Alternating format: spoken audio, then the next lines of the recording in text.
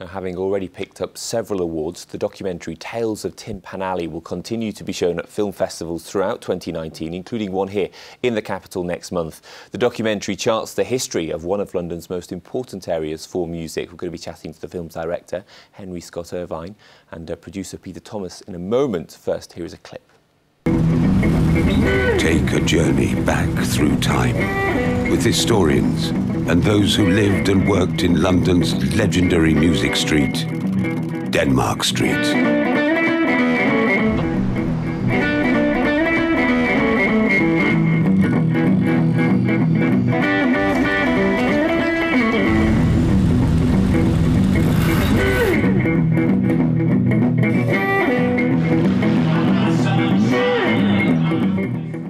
Just in that short clip, you get a sense of the heritage and history of this street already. Peter, the background then to this documentary, where was the starting point? Well, the starting point for me, I think, was I work in the music industry. I supply the music industry for loudspeakers. That's my business in recording studios and for home.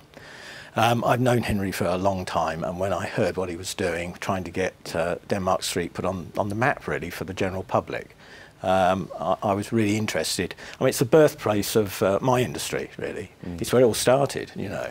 And I suppose, I mean, I've earned my living from that industry, and so I really felt that I'd like to help with that film, and support it and sponsor it. Henry, perhaps you were concerned about losing something. Was that where you came in? Very much so, because the film grew out of the campaign to save Denmark Street, which we set up in 2014. And you could see that there was a popular view that maybe music had already gone from Denmark Street, and it was just a street of guitar shops. But in fact, it was a street of artisans who lived above, behind and below. And it was a diversity of publishers, guitar makers, a small recording studio at 21, 22, and a great music venue and rehearsal spaces. And they all interacted, they were all in and out of one another's doors. And I thought we must capture these people and some of the people who'd already gone from previous decades and get them to tell this great story about London's only music street, in fact the only music street of its kind in the world. Yeah, I know that for much of this it is about speaking to those who are there or who were there, but just give us some of the celebrity background to it, just to fill in the gaps, because this started many people's careers. Well, you could go right back to the Second World War. We got Dame Vera Lynn. Dame Vera Lynn used to go there to buy her songs. So she would go up and talk to the music publishers who'd acquired songs. Some of them were American songs, some of them like Lily Marlene had British lyrics, a famous German song. And Tommy Connor wrote the lyrics for her, for Dame Vera Lynn, so she'd go there during the Second World War. British rock and roll started there, and you know, you had Shaken All Over, Johnny Kidd and the Pirates, and then right through to the 60s, Elton John had his first job as a tea-boy there. Right. And what was amazing was we managed to find the guy who employed him, who's in his 90s, who'd remembered Elton when he was a teenager. So he was still talking about Elton like he was a bit of a naughty little boy. Yeah.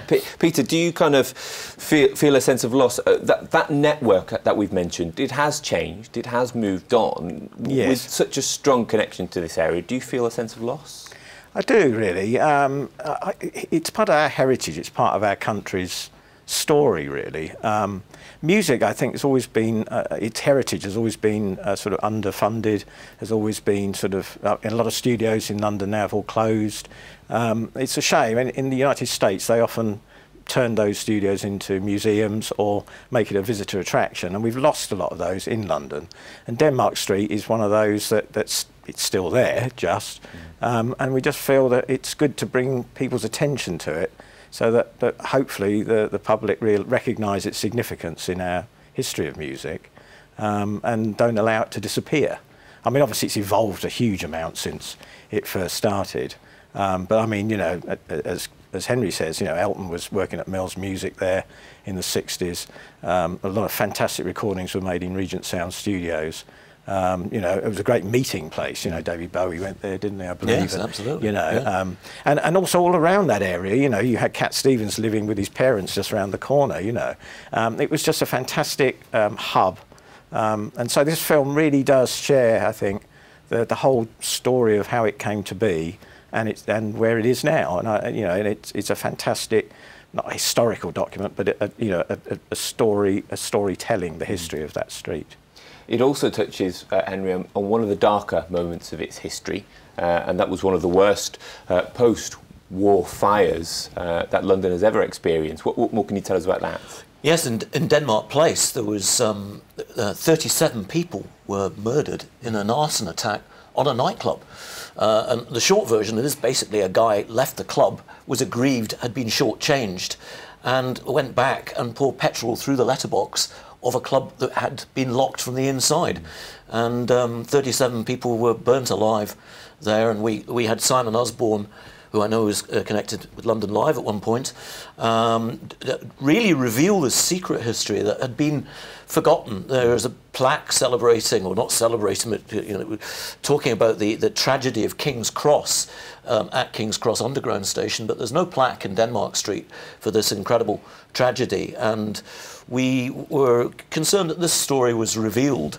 And it has an interesting connection because the fire was so intense it burnt through from the back of Denmark Place, which is at the rear of Denmark Street, into where the last recording studio was at 2122.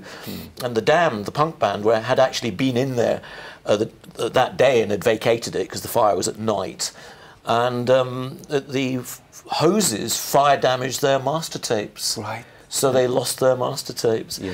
And Eddie Pillar from Acid Jazz moved in, said, I will repair the studios, and created some new music in the 90s with Jamiroquai, started there at 2122, so it continued. And we were saddened that the studios were closed last year. They've now moved to Darblay Street, and they're still called Denmark Street Studios. And they have had people like Dizzy Rascal, and Mumford & Son. So, it continued right through. And we were saddened that they didn't either make that a museum come working studio, considering it had been there since 1955, and that people like Jimi Hendrix had rehearsed there in 1967. Peter, is there a part of you which will use this as a not perhaps protest, but as a way to make sure that you keep Denmark Street on the agenda? I know there have been campaigns to protect it. Will this further that? I think it will be very much more about keeping our industry aware of it. I mean, I think, the music industry is now worth over £4 billion. And that really grew from what the whole music publishing that happened 40, 50 years ago. So it's a phenomenal, huge industry, but it's just to bring it to their attention, I think, as we work within that industry, and also to our sort of consumer customers, to make them aware of how important that area is. And I think it also is a template for the rest of London, really, to say let's treasure some of those places that we're fond of, and that they have such a wonderful history. Not just, it's keep not the just association. Absolutely. It's London's music street. There are no equivalents anywhere else in the world now. In New York it's gone, isn't it? And in Paris there was an equivalent. And and it's not just about architecture. It's about that feeling about the spirit of it, and the spirit of that And the guitar street. shops are still there. We say to people, please go down and buy a guitar. They have some of the best guitar shops in the world there, with collector guitars that were owned by people like Jimmy Page and Tom Petty. You wouldn't see that in any other guitar shop. You will in Denmark Street. Get down there, Regent Sounds, No Tom guitars. They're two of the best. But there are 8 shops still there, and we've always said, buy a guitar in Denmark Street. Protect what we have and make sure we don't lose it.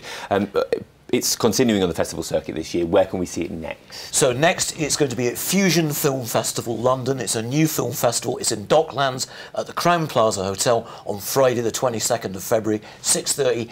Come on down, it's free.